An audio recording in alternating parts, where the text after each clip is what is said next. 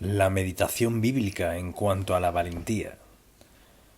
La actividad más importante en la vida del creyente es la meditación privada y personal entre usted y Dios.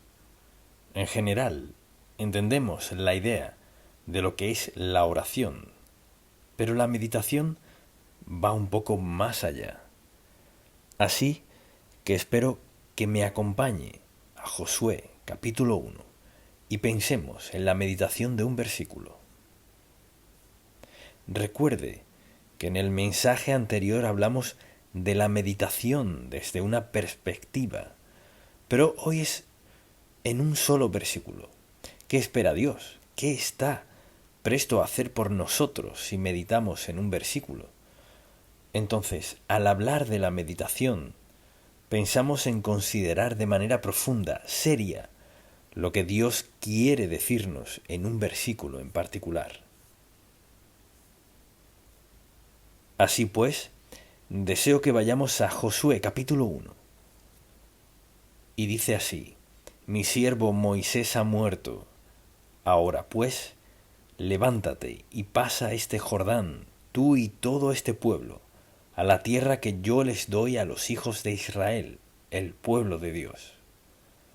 Yo os he entregado, como lo había dicho a Moisés, todo lugar que pisare la planta de vuestro pie, desde el desierto y el Líbano hasta el gran río Éufrates, toda la tierra de los heteos hasta el gran mar donde se pone el sol, será vuestro territorio.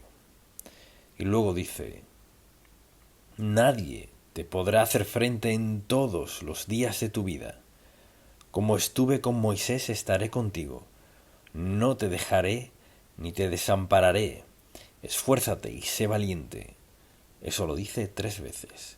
Esfuérzate y sé valiente, porque tú repartirás a este pueblo por heredad la tierra de la cual juré a sus padres que la daría a ellos. Solamente esfuérzate y sé muy valiente. Escuche bien. Cuando Dios le dice algo 2 o 3 veces seguidas, más vale que escuche. Y la razón por la cual le dijo esfuérzate y sé muy valiente fue porque 40 años antes habían llegado a ese punto y se acobardaron diciendo regrésanos a Egipto, lo cual fue una petición insensata. Esfuérzate y sé valiente, porque tú repartirás a este pueblo por heredad la tierra de la cual juré a sus padres que la daría a ellos. Solamente esfuérzate y sé muy valiente, para cuidar de hacer conforme a toda la ley que mi siervo Moisés te mandó. No te apartes de ella, ni a diestra ni a siniestra, para que seas prosperado en todas las cosas que emprendas. Nunca se apartará de tu boca este libro de la ley, sino que de día y de noche meditarás en él, para que guardes y hagas conforme a todo lo que en él está escrito, porque entonces harás prosperar tu camino y todo te saldrá bien. Mira que te mando que te esfuerces y seas valiente, no temas ni desmayes, porque Jehová tu Dios estará contigo en donde quiera que vayas. Así que hablamos de la meditación, pensemos en lo que es. Podríamos definirla de varias maneras, pero se trata de pensar atenta, profunda y personalmente en algo que Dios esté diciéndonos. Al pensar en cómo definirla y en el lugar que tiene en nuestra vida, quizás quiera escribir estas palabras: leer las Escrituras, creer lo que leemos, volveré a mencionarlas, asimilar lo que leemos, aplicarlo a nuestro corazón, obedecer a Dios. Así que son 5 palabras. Meditación es leer, es creer lo que leímos, asimilarlo en nuestro corazón y vida, ponerlo en práctica en nuestro diario vivir y obedecer a Dios. Y una de las lecciones más importantes que aprendemos en la vida cristiana es esta: aprender a meditar. O sea, aprender a relacionarnos con el Señor de manera personal, en nuestro andar con Él. Escucharlo, aplicar lo que nos dice, que sea parte de nuestra conducta, estilo y modo de vivir. Así, 3 veces le dice: esfuérzate y sé valiente. Pues permítame definir meditación una vez más. Es enfocar nuestro corazón en Dios y dejar todo lo demás de lado. Cuando meditamos en Dios no podemos estar pensando en algo más. Es enfocarnos en Dios y dejar todo lo demás a un lado. Es escuchar más que hablar. Así que meditar es enfocarse en algo que ha escuchado y aplicarlo a su vida. Así, en este mensaje nos enfocaremos en un versículo. Mira que te mando que te esfuerces y seas valiente. No temas ni desmayes, porque Jehová tu Dios estará contigo a donde quiera que vayas. Entonces, definamos qué es valentía. La cualidad mental y espiritual que nos permite enfrentar el peligro, la oposición o los retos de la vida con audacia, calma y firmeza. Debería escribir eso. ¿Qué es valentía? La cualidad mental y espiritual que nos permite enfrentar el peligro, la oposición o los desafíos de la vida con audacia, valentía, con calma y firmeza. Esfuérzate y sé valiente. Quizás alguien diga: no me siento esforzado ni valiente, por eso hablamos del tema. Se trata de enfocar nuestra mente, nuestro corazón, nuestro espíritu, para esforzarnos y ser valientes, porque todos en varios momentos de la vida enfrentamos toda clase de retos. Entonces, esforzarnos y ser valientes, audaces, porque obedecemos a Dios y confiamos en Él. Dios está dispuesto a hacerlo si lo escuchamos atentos. Entonces, con eso en mente, veamos toda esta idea de la valentía. Es un mandato. Primero, da un mandato: esfuérzate y sé valiente. Porque 40 años antes sus padres dijeron: no podemos hacer esto, y murieron en el desierto. Y Josué se los recuerda, pues no querrían que les pasara lo mismo que a sus padres. Esfuérzate y sé valiente. Repite 3 veces en esos pocos versículos. ¿Qué implica la repetición o el mandato? Supone la naturaleza de la prueba. Enfrentarán algo que les desafiará. Así le dice a Josué que se prepare, o sea, que tome la decisión de poner su fe en Dios. A menudo todos enfrentamos situaciones y circunstancias en la vida en las que, si no estamos cimentados en la palabra de Dios, nuestra reacción natural es temor. Dios mío, ¿qué voy a hacer? ¿Qué causó esto? Comenzamos a hacer preguntas. Esfuérzate y sé muy valiente. Entonces, al decir muy valiente, pensemos en estas 2 cualidades. Valentía es cuando hay ausencia de temor. Esfuérzate y sé valiente. Es determinación, resolución, energía, firmeza, resistencia. O sea, ser fuerte. Entonces la gente dice: ¿sabe qué? No sé si podré enfrentar esto, así que no lo haré. Claro que sí puede. Lo que le dijo a Josué fue a toda la nación: esfuércense y sean muy valientes, no teman. Enfoquen su mente y corazón en Dios y en lo que Él está dispuesto a hacer en nuestra vida. Pienso que muchas veces la gente enfrenta circunstancias en la vida en las cuales, si tan solo hubieran tenido este versículo: esfuérzate y sé valiente, no temas, enfócate en Dios.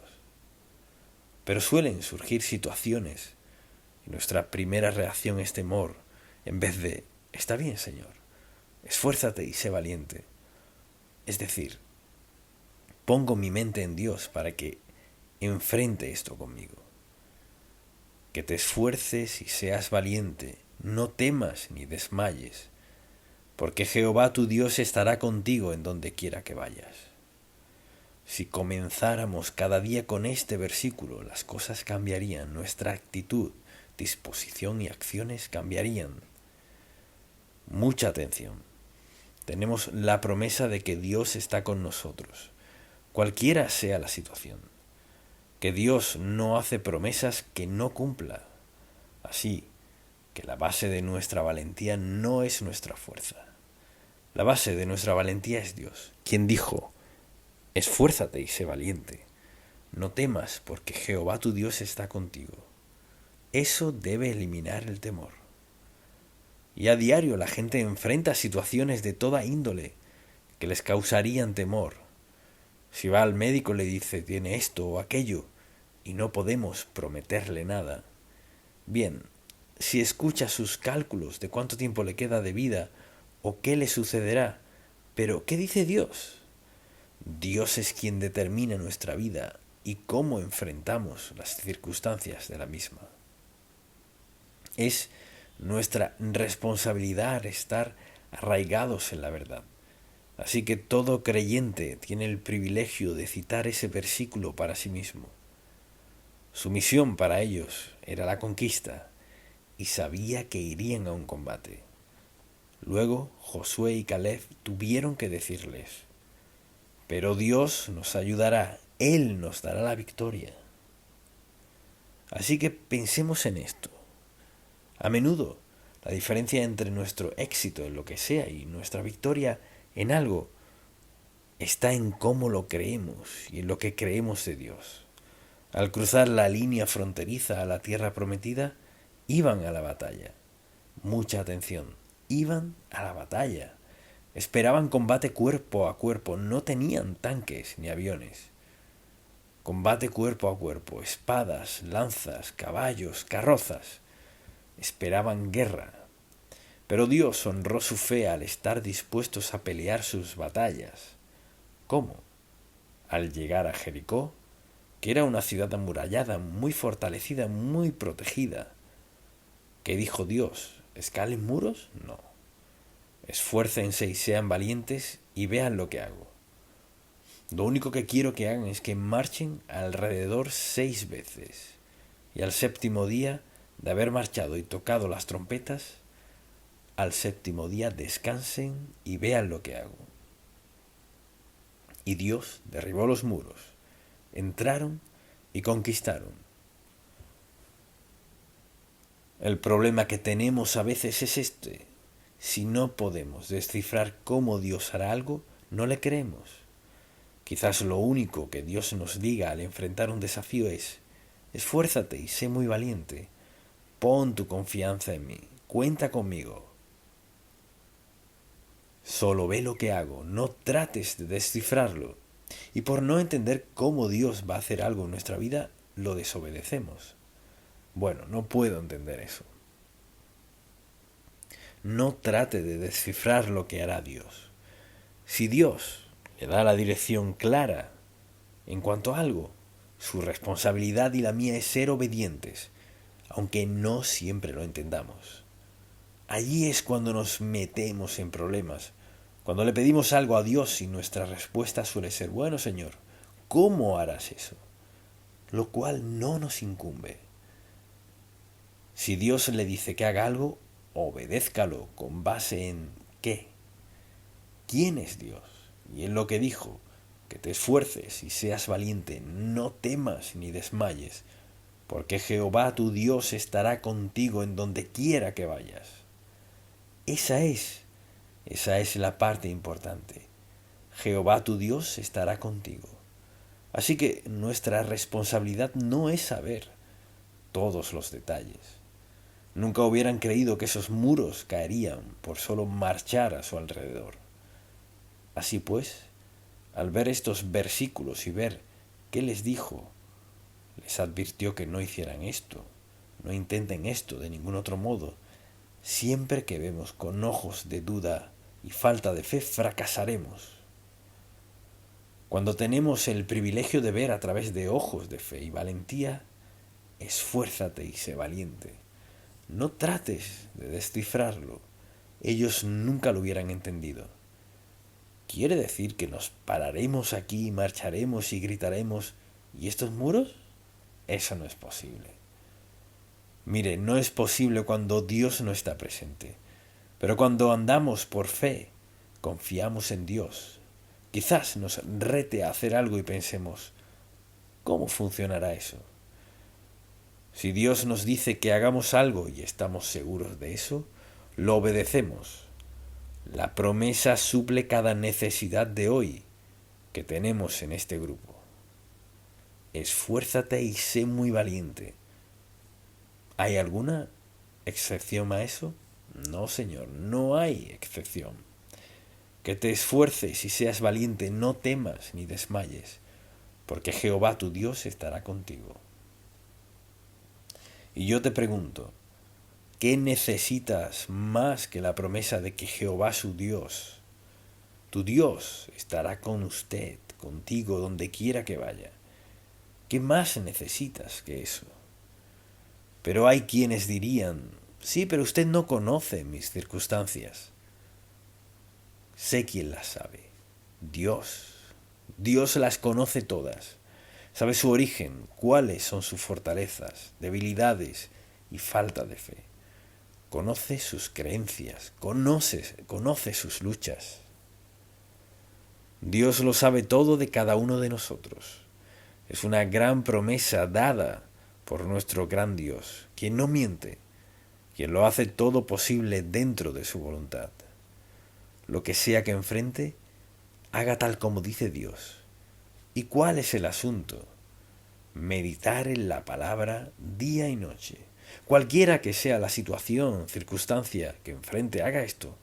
Acuda a Dios a diario y dígale, Señor, dijiste esto, dijiste que me esforzara y fuera valiente, porque estarías conmigo en esto, confiaré en ti. Usted dirá, pero ¿cuántas veces hago eso? A diario.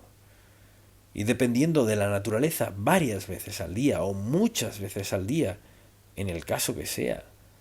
Algo es seguro, Dios no le fallará, no puede, porque es Dios. Quizás no resuelva las circunstancias tal como nos gustaría, pero lo hará. Y lo que les dijo, o sea, la razón por la cual esto está en la palabra de Dios, así es como debemos vivir. Meditar en la palabra de Dios día y noche. Y luego fíjese que 2 veces habla de cuidar de hacerlo. Así que no falta nada en la palabra de Dios. Cuida de hacerlo. Meditar en su palabra día y noche. Así pues, las consecuencias, dijo, haré prosperar tu camino. Es decir, siempre que nos volvemos a Dios tenemos la promesa de que Dios Santo, omnipotente, omnisciente, omnipresente, estará con nosotros pase lo que pase. Así que piense en esto. La fe que Dios le dio a Josué y a Caleb es la misma fe que tenemos, solo que la nuestra es mejor. Tenemos al Señor Jesucristo que nos precedió, quien demostró el amor de Dios por nosotros, de una manera que Josué y Caleb no conocieron, cuando Cristo fue a la cruz y envió al Espíritu Santo a morar en nosotros. Así que somos tan bendecidos de tener a Dios morando en nosotros, y tenemos la palabra de Dios, las promesas de Dios. Él les dijo, porque Jehová tu Dios estará contigo en donde quiera que vayas. Piense en esto. Tenemos el mismo privilegio que tuvieron Josué y Caleb cuando Dios dijo, no te dejaré, ni te desampararé, estaré contigo en cada paso. Tenemos la misma promesa. Así que al pensar en los desafíos que enfrenta en la vida, la respuesta es la misma. Que te esfuerces y seas valiente, no temas ni desmayes o te desanimes, porque Jehová tu Dios estará contigo donde quiera que vayas. Muchos hijos de Dios viven en derrota total al enfrentar su labor diaria en la vida por no creer lo que dijo Dios, no te dejaré ni te desampararé. Esfuérzate y sé muy valiente, no temas ni desmayes, porque Jehová tu Dios estará contigo donde quiera que vayas. Nunca se apartará de tu boca este libro de la ley. ¿Y por qué les diría eso a Josué y Caleb? porque sabía lo que les había pasado a sus padres. No escucharon la ley de Moisés, no escucharon a Dios. Nunca se apartará de tu boca este libro de la ley, sino que de día y de noche meditarás en él, para que guardes y hagas conforme a todo lo que en él está escrito, porque entonces harás prosperar tu camino y todo te saldrá bien. Fíjese que dice, para que guardes, luego harás prosperar tu camino. Quizás esté ahí sentado y no es creyente. ¿Se aplica entonces esto en su caso? No cuenta con una promesa. Vive sin Dios, no tiene promesas, salvo que un día estará frente a Él y dará cuenta de su vida. No tiene promesas. Quizás diga, y no puedo orar, solo si primero es una oración de salvación. Así que, si aún no ha aceptado a Cristo como su Salvador, puede olvidar todo esto. No se aplica en su caso. Quizás diga, ¿no escucha Dios a todos? No. Si usted está dispuesto a acudir a Dios, confesarle sus pecados y arrepentirse, sí. Después de eso, la palabra de Dios queda abierta para usted. Le exhorto a aceptar a Cristo como su Salvador y comience a llevar una vida valiente y audaz. Luego todo cambiará. Espero que lo haga. Padre, te amamos y alabamos. Gracias por hacer tu palabra tan sencilla, tan clara, que incluso un niño la entiende. Danos sabiduría para entender y valentía para obedecer. Te alabamos para siempre, Señor, en el nombre de Jesús. Amén. Nuestras convicciones en torno a la Biblia. ¿Qué convicciones tiene acerca de la Biblia? ¿Realmente qué considera cierto de la palabra de Dios? Quizás ha tenido una por algunos años, pero no la ha leído mucho, ¿verdad? O quizás usted sea alguien que la lee a diario, pero nunca ha pensado de dónde viene, ni qué es realmente. Entonces, ¿qué convicciones tiene de la Biblia? Y para aclarar lo que queremos decir con convicción, escuche, tener convicciones es estar tan plenamente convencido de que algo es cierto que asume una postura, sin importar las consecuencias. Ahora, una preferencia es algo que se cree firmemente, pero cambiaría de parecer bajo ciertas condiciones. Eso no es cierto de una convicción. Plenamente convencido que es verdad, al punto de estar dispuesto a pagar las consecuencias de creer la Biblia. Entonces, si alguien le pregunta, ¿qué es la Biblia? Bueno, mucha gente cree que la Biblia es un libro que fue escrito por muchos hombres a lo largo de un lapso de tiempo, y ya que esos hombres no eran perfectos, debe haber errores en la Biblia, y ellos afirman que los hay. Y dicen, ¿sabe? Algunas partes de la Biblia están obsoletas hoy. Después de todo, ya estamos en el siglo XXI. ¿Y acaso pretende decirme que no hay errores en la Biblia? Quiero decirle que no hay errores en la Biblia. Mire, Dios, que nos dio su palabra, sabe cómo mantenerla veraz, sin importar quién la haya escrito. Y de vez en cuando, alguien dirá, bueno, los hombres cometen errores. Es cierto. Pero le pregunto, ¿qué errores comete Dios? Y algo tan importante como el mensaje de Dios al mundo entero, por todos los tiempos y para toda la eternidad, Dios sabe cómo proteger la verdad de su palabra. Y si alguien le dice que la Biblia es solo parcialmente cierta, no le haga caso. La Biblia es la historia del amor redentor de Dios por la humanidad. Eso es, en pocas palabras. Le invito a acompañarme a Isaías 66. Deseo leer solo un par de versículos aquí y luego vayamos al Salmo 119 y ver un par de versículos allá. Pero primero Isaías 66. Hay una parte de este versículo que debemos ver. El versículo 1. Así ha dicho el Señor, el cielo es mi trono, y la tierra es el estrado de mis pies. ¿Dónde está esa casa que me edificarán? ¿Dónde está ese lugar para mi reposo?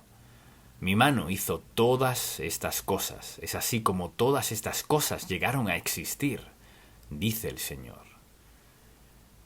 Pero a esta persona, miraré con aprobación, al que es humilde y contrito de espíritu y que tiembla ante mi palabra. Al entender que este libro es tan santo, la verdad es que al entender la verdad de la palabra, sí temblamos.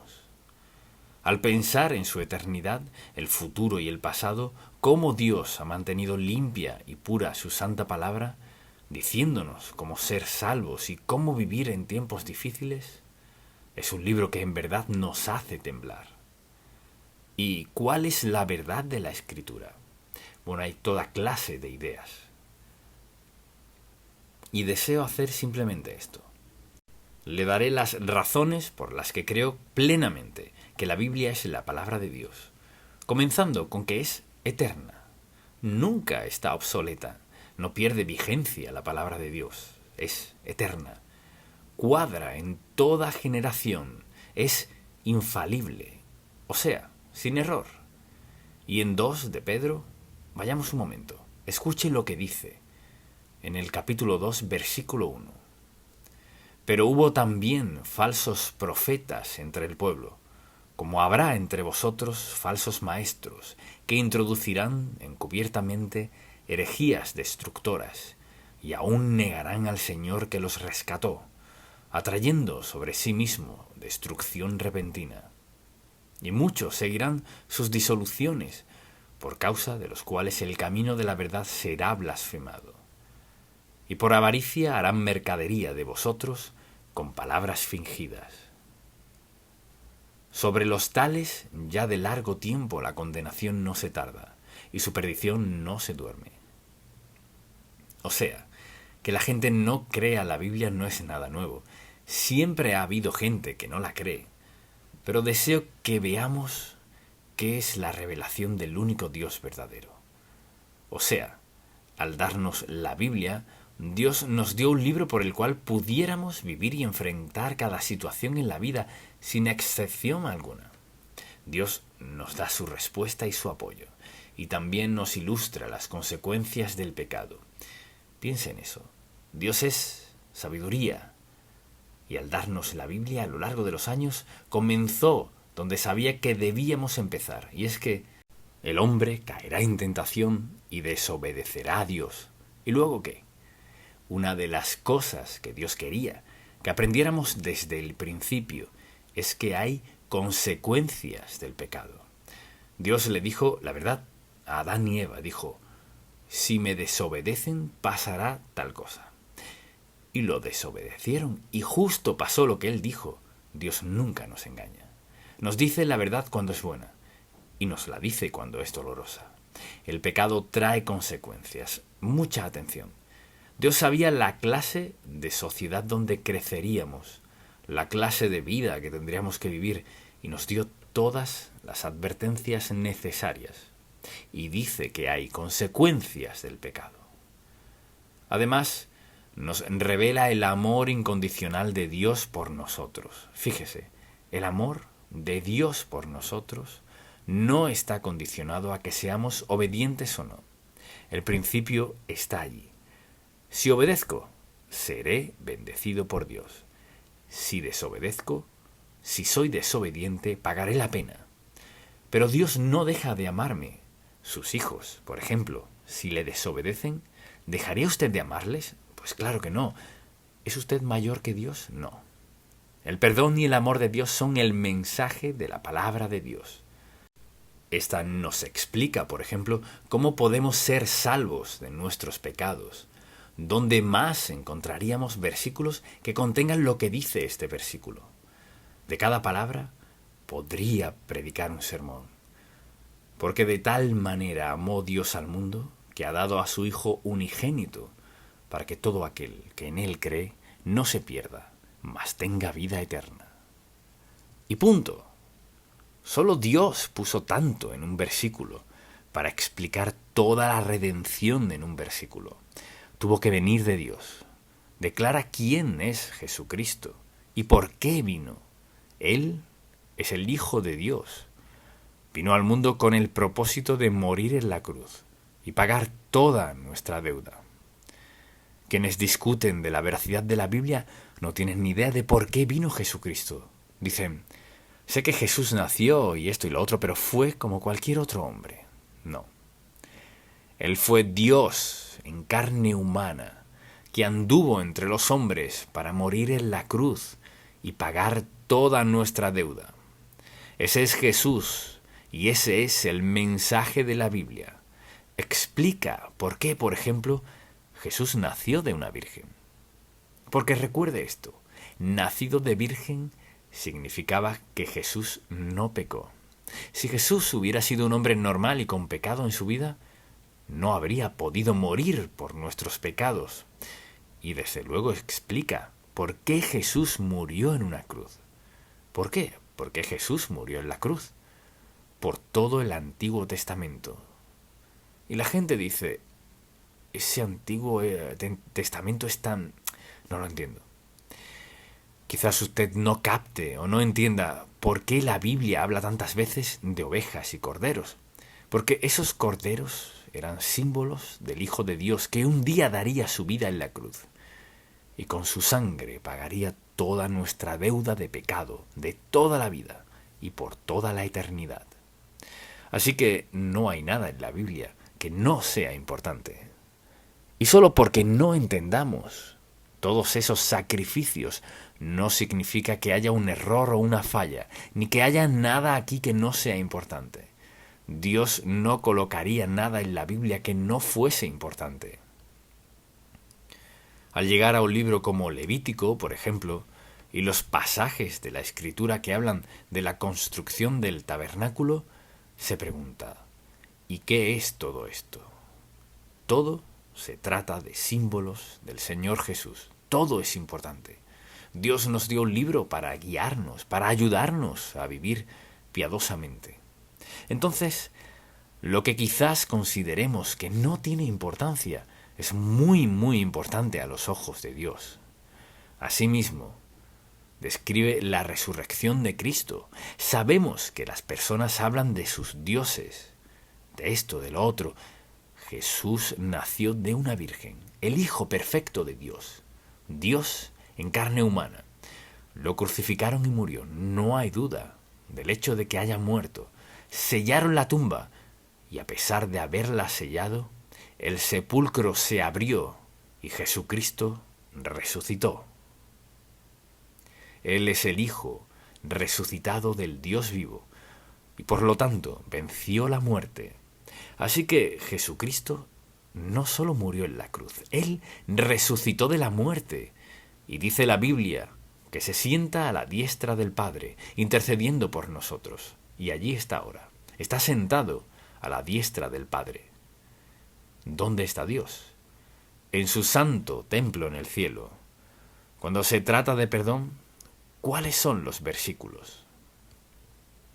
Si confesamos nuestros pecados, Él es fiel y justo para perdonarnos y limpiarnos de toda maldad. ¡Aleluya! No tengo que preguntarme si soy perdonado o no. No hay que vivir en duda. Si cree en la palabra de Dios, tendrá una grata certeza. Y cantamos ese himno. Grata certeza, mío es Jesús, hecho heredero de eterna salud. Y así cantamos. No es un libro de errores. Es un libro de verdad absoluta para guiarnos y dirigirnos en toda situación de la vida. Y no hay nada que Dios haya excluido en su palabra. Bueno, nos explica lo que ocurre en la muerte. Y por ejemplo, si usted es alguien que no cree en la Biblia, yo le pregunto, ¿usted cree que morirá? No creerlo es insensato. Morirá un día de estos. Y ya que no cree en la Biblia, ¿qué piensa que le sucederá cuando usted muera? Y la mayoría de la gente dice, bueno, llegará mi fin.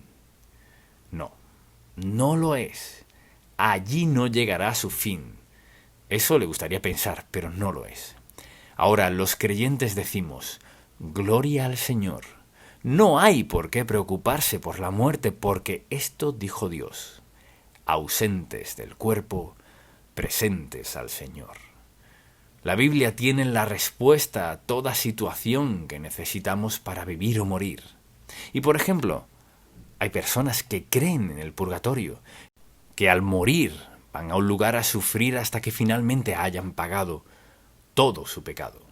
Si usted muere siendo salvo por la gracia de Dios, no irá a ningún purgatorio. ¿Y quiere que le diga por qué no irá a un purgatorio? Porque no existe tal lugar. No está en ningún lugar de la Biblia. Porque si creo en Jesús y lo acepto como mi Salvador, y tengo que ir a sufrir, o algo falló o algo pasó en la cruz. La cruz se encargó de nuestros pecados, todos ellos, pasados, presentes y futuros. No hay cabida para un purgatorio, no la hay.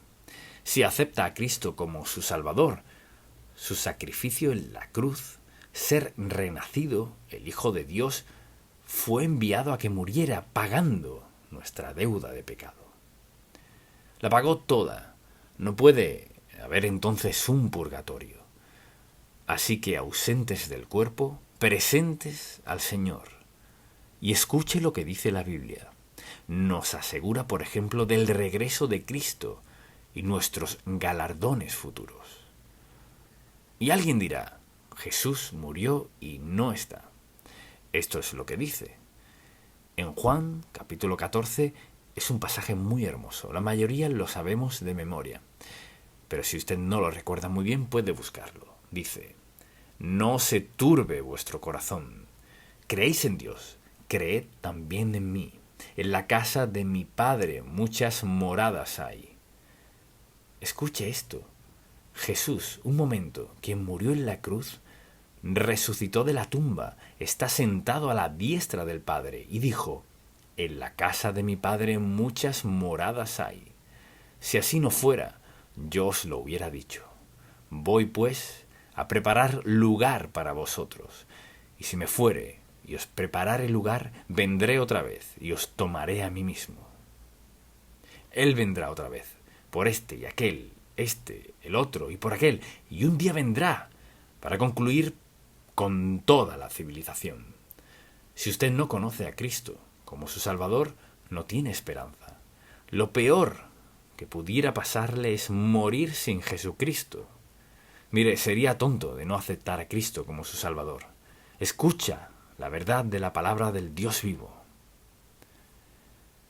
Y fue Él quien dijo: vendré y os tomaré a mí mismo, para que donde yo estoy, vosotros también estéis. Si usted es uno de sus hijos, si lo ha aceptado como su Salvador, si se da cuenta de que Él hizo en la cruz, también lo incluyó a usted. La Biblia nos habla de sucesos futuros. Lea el libro del Apocalipsis. Al pensar en todo eso, quizás diga: bueno, no entiendo todo eso. ¿Y sabe qué? Mucha atención. Si yo entendiera todo acerca de Dios, sería igual a Él. Y eso no sucederá. Entonces, ¿qué sucede? Somos dados a leer y orar, y leer y orar, y buscar y orar. Y todo eso nos acerca a Dios. Dios me dice todo lo que necesito saber, no todo lo que quisiera saber. Es la palabra indestructible del Dios vivo. Por ejemplo, pienso en quienes la han burlado, blasfemado, quemado, negado, han tratado de destruirla. Han hecho todo lo posible por deshacerse del libro.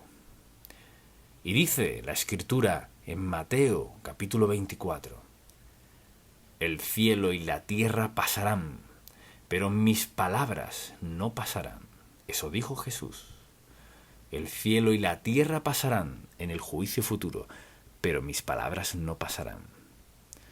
En Isaías capítulo 40, versículo 8, uno de mis favoritos: sécase la hierba, marchítase la flor, mas la palabra del Dios nuestro permanece para siempre.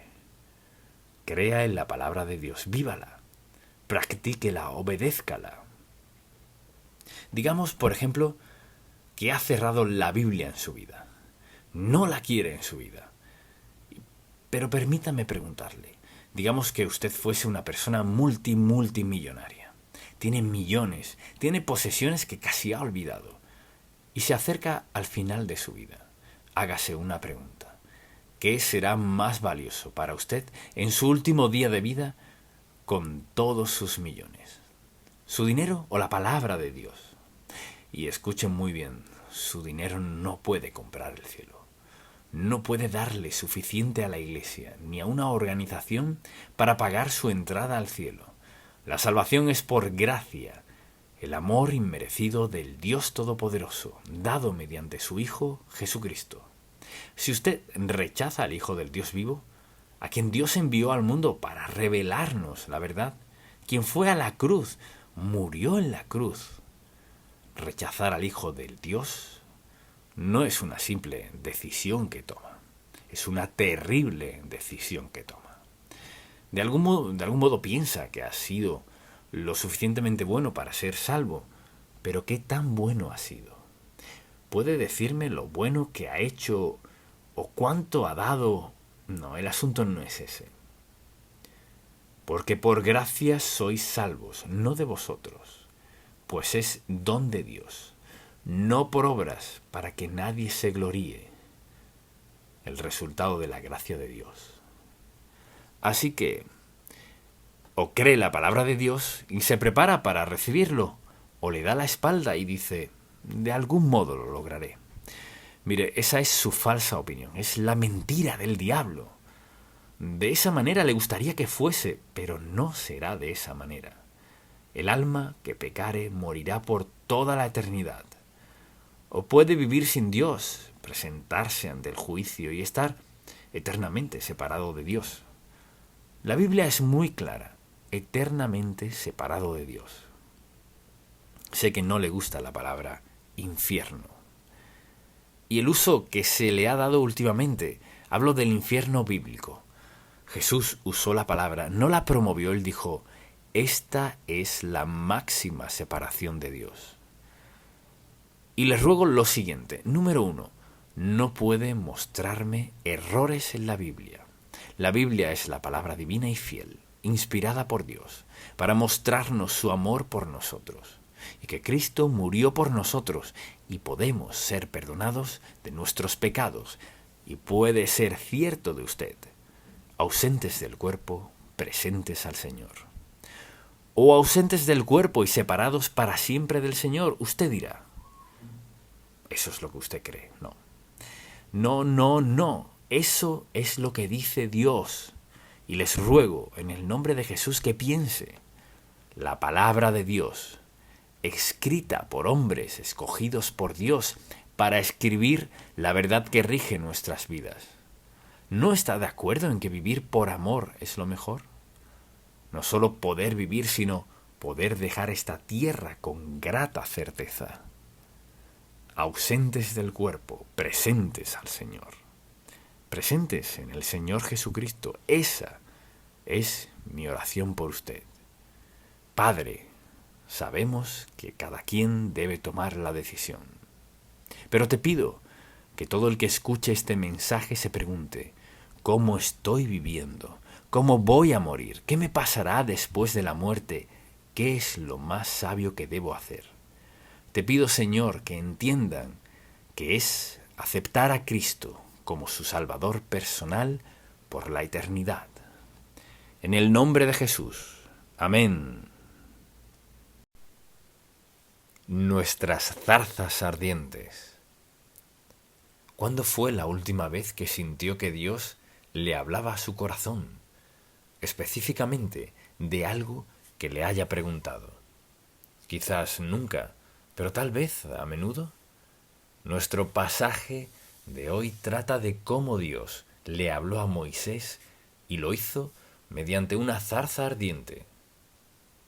Así que he titulado este mensaje Nuestras zarzas ardientes. Y la razón es esta. Pienso en mi propia vida como Dios me ha hablado para captar mi atención, a menudo. En ocasiones ha sido inesperado, y en lo personal sobre algo en mi vida. Me ha desafiado a confiar en Dios en algún aspecto que quizás era un poco difícil. Cada una de ellas ha tenido un impacto poderoso y perdurable en mi vida. Así que vayamos a Éxodo 3 y veamos la zarza ardiente y cómo Dios le habló a Moisés en este tercer capítulo de Éxodo. Apacentando Moisés las ovejas de Jetro, su suegro, sacerdote de Madián, llevó las ovejas a través del desierto y llegó hasta Horeb, monte de Dios, al que llamamos Sinaí. Y se le apareció el ángel de Jehová en una llama de fuego en medio de una zarza. Y él miró y vio que la zarza ardía en fuego, pero la zarza no se consumía. Entonces Moisés dijo: Iré yo ahora y veré esta gran visión. ¿Por qué causa la zarza no se quema?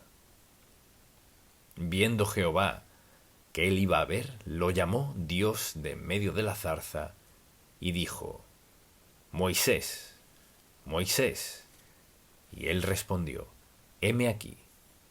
Y dijo: no te acerques, quita tu calzado de tus pies, porque el lugar en el que estás es tierra santa.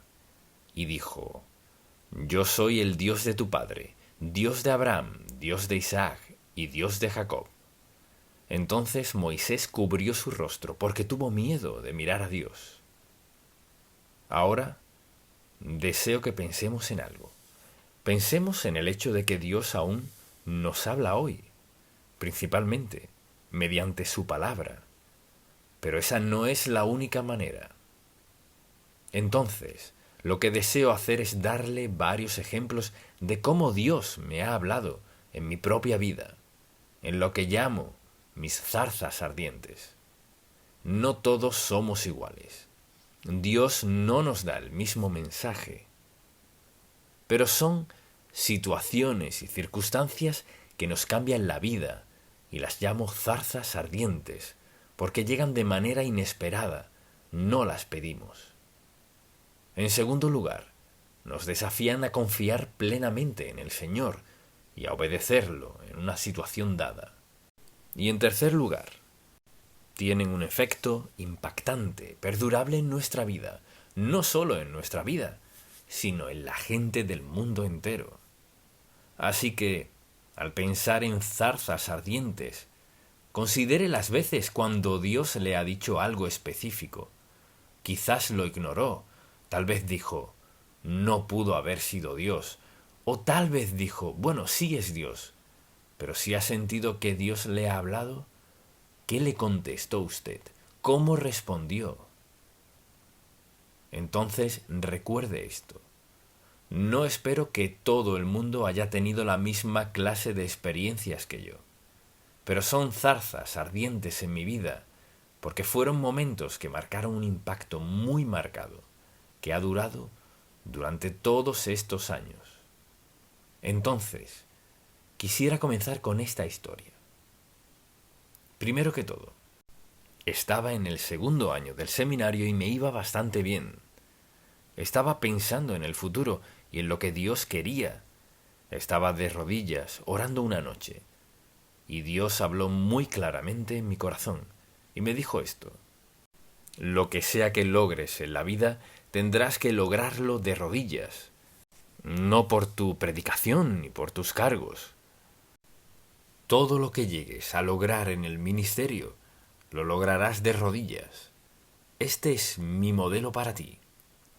Y puedo recordar en todos estos años, una y otra vez, cuando enfrentaba situaciones muy difíciles, allí iba, a mi manta de oración, a pedirle dirección a Dios. Y podría pensar en muchas cosas que contarle, que fueron situaciones muy difíciles en mi vida, muy difíciles, pero nunca olvidé esto: lo que sea que logres en la vida, lo lograrás de rodillas. Para mí eso fue tan revelador como lo que le dijo Dios a Moisés. Y Dios sigue hablando hoy. A veces solo mediante su palabra, o a veces de otras maneras. Estaba en Bartow, Florida. Me había mudado de Fruitland, Ohio, a Miami, y luego al pueblito de Bartow, en Florida. Y yo estaba muy, pero muy feliz allá. Era un lugar fabuloso. Y fui a Alexandria, Virginia, a predicar en una campaña de avivamiento, y venía a casa en las noches, y tenía una buena reunión, y había gente haciendo profesión de fe, y vidas siendo transformadas. Y llegaba a casa cada noche con el corazón afligido, y dije, ¿qué es esto, Señor? Estás bendiciendo y estás haciendo lo que te pedí. ¿Qué es esto? Bien, pasaron 3 noches. Fui a orar, pidiéndole a Dios de rodillas delante de su palabra, junto a mi cama y diciendo, Señor, ¿qué estás diciéndome? ¿Por qué estoy tan atribulado? ¿Qué sucede que no sé? La 4ª noche volví. Me arrodillé junto a mi cama y comencé a orar, y dije, Señor, ¿qué estás diciéndome? Fue como si Dios me hubiera dicho, te voy a mover. Y yo pensé, pues solo he estado en Bartow 11 meses. 11 meses. Y luego le pregunté, ¿cuándo? Pude ver esto tanto como puedo verlos a ustedes. Una pantalla grande frente a mí, de la esquina inferior izquierda a la esquina superior derecha, en letras grandes, negras. Septiembre. Era abril. Y pensé, ¿qué es todo esto? Solo he estado aquí, Señor. ¿No me traerías desde Miami hasta Bartow para decirme que me vaya en septiembre? Así que traté de orar para salirme de eso. Y la siguiente noche regresé al hotel, me postré a orar, y fue como si Dios estuviera a 1000 kilómetros de distancia. No podía orar. Trataba de orar, pero nada. ¿Dónde estaba Dios? El lunes, a las 9 en punto de la mañana, Felix Snipes era miembro de la primera iglesia bautista. Él falleció hace algunos años. Me llamó por teléfono y dijo, Charles, habla Félix. Y conversamos. Había estado en campañas con él, dirigía la música, etc. Era excelente en eso. Y en el transcurso de nuestra conversación me dijo, quiero hablarte de algo en lo que nunca has pensado. Y le dije, ¿qué es? Y me contestó, necesitamos un pastor asociado en la primera iglesia bautista de Atlanta. Y yo le dije, olvídalo, no tengo ningún interés en ir a Atlanta, y sobre todo no me interesa ir a la primera iglesia bautista. Hablamos y me dijo, bueno, oraría al respecto, y le contesté, sí, lo pondré en oración. Así que por fin colgamos el teléfono, y cuando colgué el teléfono rompí en llanto. Y para resumir la historia, el 13 de septiembre me mudé a Atlanta. Y ahora, ¿le habla Dios a todo el mundo de la misma manera? Claro que no. Claro que así lo entendía y no había duda en mi mente al respecto. Luego, por ejemplo, quizás uno de los desafíos más grandes de mi vida. Había venido a Atlanta para ser el pastor asociado y comencé a predicar de la única forma que sabía hacerlo. Y Dios comenzó a bendecir, y bendijo, y bendijo, y bendijo. Mi única responsabilidad era predicar los domingos en la noche. Esa era mi responsabilidad. Y bien, el pastor casi siempre se ausentaba los domingos en la mañana, y terminé predicando en las mañanas y en las noches. Entonces estos 7 hombres que controlaban todo se reunieron y estaba sentado con ellos, pero no tenía voz. Y en una de esas reuniones dijeron esto. Estaban tratando de resolver algo y no podían decidir lo que harían. Y por fin les dije, ¿por qué no oramos por eso? Todavía puedo ver a aquel hombre, era abogado, estaba sentado a mi derecha, dijo, esto es un asunto de negocios, no metamos a Dios aquí. Y al decir eso fue como un martillazo para mí. No dije ni una sola palabra, solo comencé a orar. Señor, sé por qué me enviaste. El siguiente año la gente comenzó a unirse a la iglesia, y la iglesia comenzó a crecer, y poco después comenzó la guerra. Decidieron que tenían que deshacerse de mí, porque no me adhería a lo que hacían esos 7 hombres que manejaban todo, controlaban todo, y luego convocaron una reunión de negocios para votar y para despedirme. Y aquel domingo en la mañana quizás fue una de esas zarzas de las que hablo, porque votarían el miércoles y tenía que predicar aquel domingo en la mañana. Y aquel domingo no tenía un mensaje. Quizás fue el momento más difícil en mi vida. Allí estaba sentada un montón de gente que votarían en contra mía el miércoles. Y tenía que predicar el domingo en la mañana, pero no tenía un mensaje. Y estaba allí pensando, el coro va a cantar y no tengo un mensaje. Y allí están sentados mis enemigos y no tengo un mensaje. Así que dirán, ¿ven? Ni puede predicar. Entonces cantó el coro, se sentaron. Caminé y abrí la Biblia, y se abrió justo en este versículo. Fíate de Jehová de todo tu corazón, y no te apoyes en tu propia prudencia. Reconócelo en todos tus caminos, y Él enderezará tus veredas. Luego exploté con la palabra de Dios por unos 35 minutos. La gente comenzó a levantarse y venían al altar. Querían ser parte de la iglesia, o gente que se iba porque no les gustaba lo que decía. Y estaba pasando todo esto, estaban muy enfadados. Así que tuvieron la reunión. Me escurrí por un lado, debajo del balcón, en la oscuridad, donde nadie me veía. Me senté y los escuché. Una y otra vez se levantaban y decían por qué necesitaban un nuevo pastor. Pero lo interesante es esto, ni una sola persona que se levantó dijo nada negativo de mí. Y yo estaba sentado pensando, Señor, si yo fuera tratando de decir que me despidieran diría esto. Pero ninguno de ellos. ¿Qué dijo Dios? Ninguna arma forjada contra ti prosperará. Así que votaron, y desde luego Dios me dio el cargo, por lo cual he estado agradecido todos estos años. Entonces, la pregunta, ¿habla Dios? Habla en sus propias maneras, y no a todos del mismo modo. Pero mire, Dios está dispuesto a hablarle si usted está dispuesto a escucharlo. Y mucha atención, Dios le dirá un poquito y le dará la oportunidad de obedecerlo. O le dirá la historia completa si está dispuesto a obedecerlo.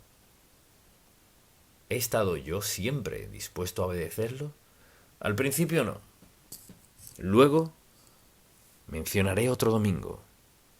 Dios sabe cómo captar mi atención. Otro domingo no tenía un mensaje. Lunes trabajo, martes, miércoles. Ya para el jueves sé qué rumbo llevo y ya estoy bien adelantado.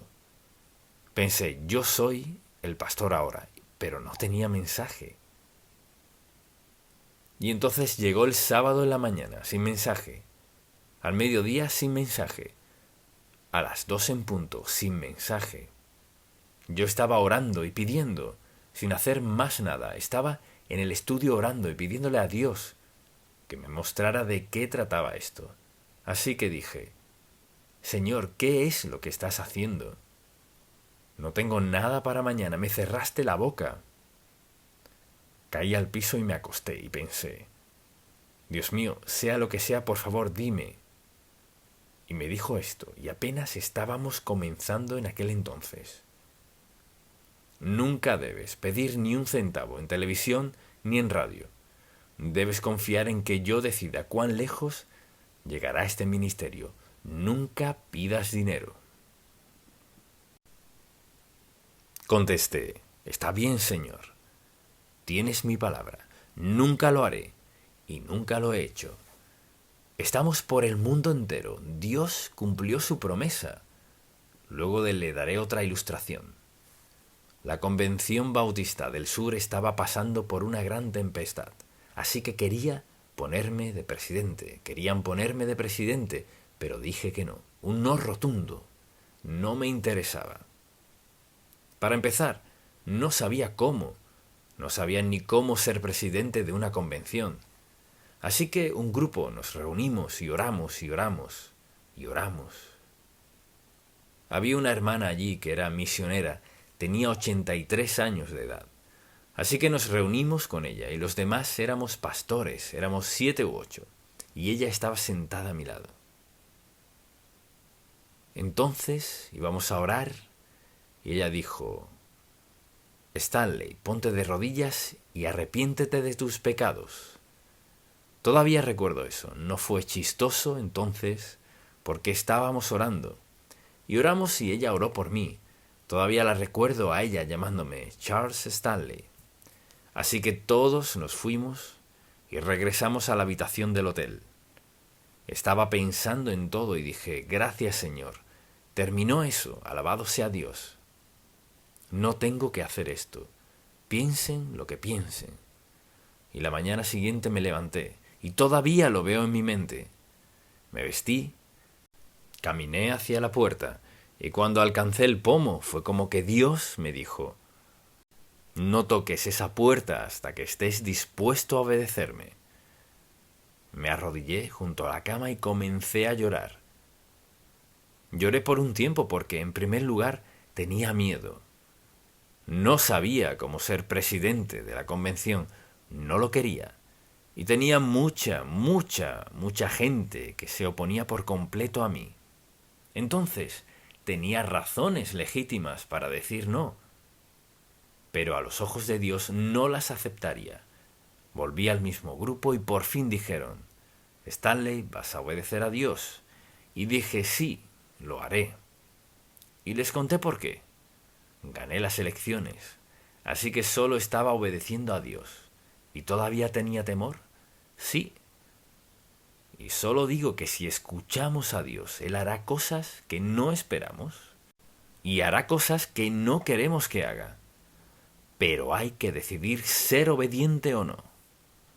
Podría darle una ilustración tras otra de situaciones, pero lo que deseo que vea es que en cada ocasión recibí dirección y estaba escuchando a Dios. Ahora, lo que deseo que entendamos es esto.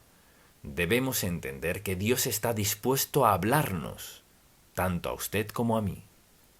Dios tiene un plan para usted, así como lo tiene para mí. Y a veces pensamos: Dios no me hablaría. Claro que sí, lo hará si usted lo escucha. Y quizás la mayoría de la gente aquí tiene algo de lo que está hablando con Dios, alguna decisión que está dispuesto a consultarle a Dios. Mucha atención. En nosotros mora el Espíritu Santo, quien está tan dispuesto a hablarle a usted como a cualquiera, y hace que su voz sea clara. Una zarza ardiente no tiene que ser con fuego literal. La zarza ardiente es una decisión crucial, crítica, que estemos tratando de tomar en la vida. Querremos tomar la acertada, así que le preguntamos hasta que Dios nos dé dirección clara. Y a lo mejor usted dirá: pues he orado y he descubierto esto. Si oro y oro y oro por algo, o no estoy escuchando, o en segundo lugar, estoy escuchando algo que no quiero escuchar. O sea, no quiero escuchar lo que dice Dios. Y al pensar en el hecho de que Dios, creador del universo, está dispuesto a darse a conocer a usted y a mí como individuos sin importar de dónde vengamos, Él está dispuesto a mostrarnos con claridad la siguiente decisión que debemos tomar. Entonces, la llamo zarza ardiente porque cambió la vida de Moisés y la mayoría de estas impactaron mi vida. Y quizás haya cambios para su vida si usted le pregunta a Dios.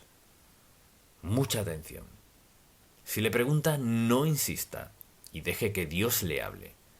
Quizás no escuche nada por varios días o varias semanas, pero siempre y cuando esté orando, está conectado con la omnisciencia.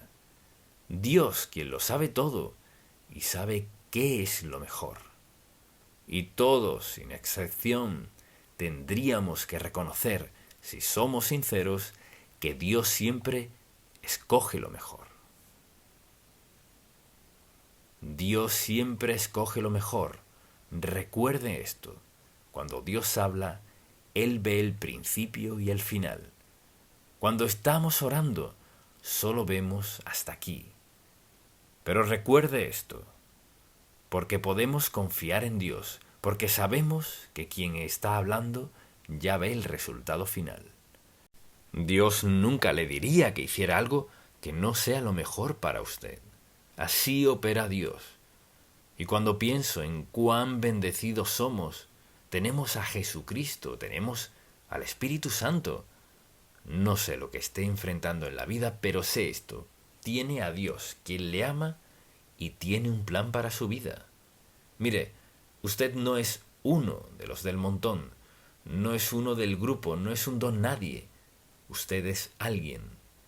Usted es alguien para quien Dios tiene un plan y está dispuesto a mostrárselo, dispuesto a guiarle paso a paso. Pero Dios no le dará la historia completa. Él le guiará paso a paso porque, mucha atención, así actúa Dios. Lo obedecemos hoy. Lo obedecemos hoy, hoy y hoy. ¿Y sabe qué?